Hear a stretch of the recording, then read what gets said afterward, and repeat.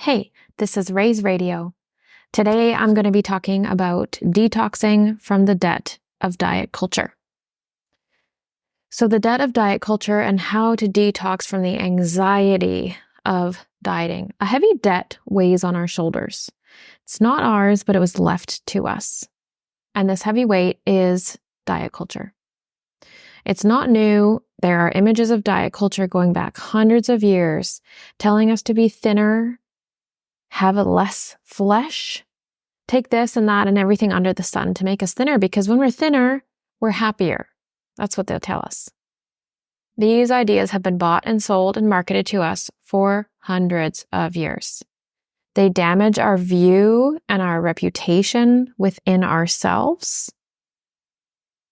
They harm our view of the world around us, and they take our power away.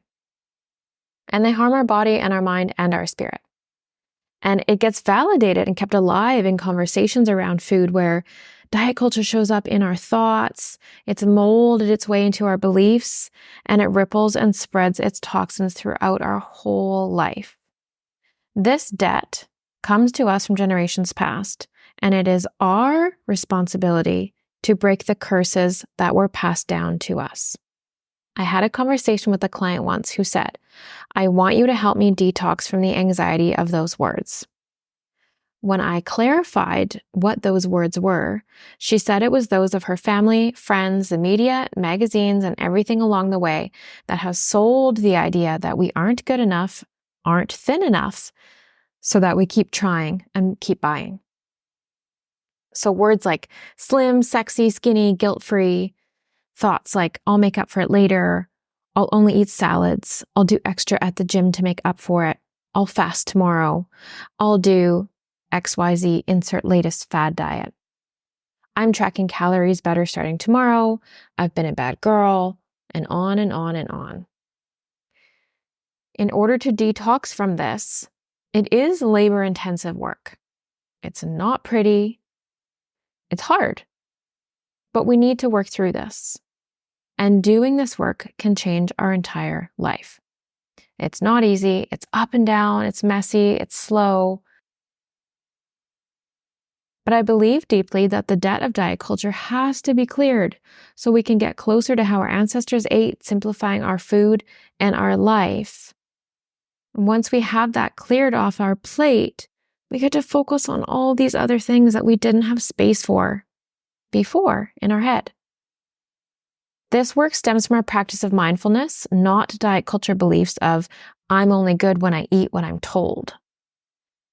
Mindful eating isn't easy, but it is a practice that gives you the power to start chipping away at the debt that we've been left with. Gold is the money of kings, silver is the money of gentlemen, barter is the money of peasants, but debt is the money of slaves. Food is the currency. We move it, grow it, trade it. It's an energy, just like money. So if we're trying to restructure our debt from diet culture, we need to restructure our internal currency. So that currency took from us. It took our energy, it took our life force, it took over our thoughts. It took a lot of space in our head, a lot of real estate in our brain. So how do we restructure that? We begin by learning to give to ourselves since we had so much taken. So what does true self-care, soul care look like? How do we give that back to ourselves?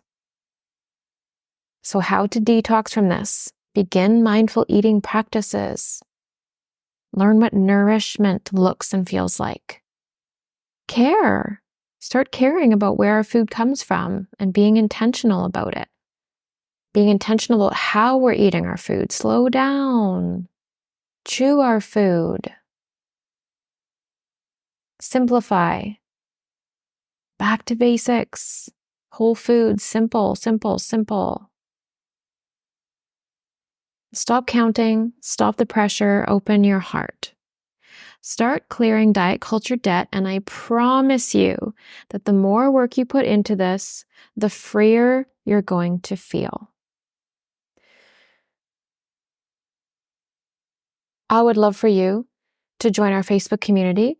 Food and Healing with Raina Lutz. It is an amazing community full of amazing people who are doing the work of finding local food, being intentional with our eating, and also doing our work, doing our emotional work, our mental work, our physical work, so that body, mind, spirit, we feel good. And so we have this community on Facebook where we keep each other accountable. We talk about our goals. We share recipes, stories, teachings. I have full moon teachings.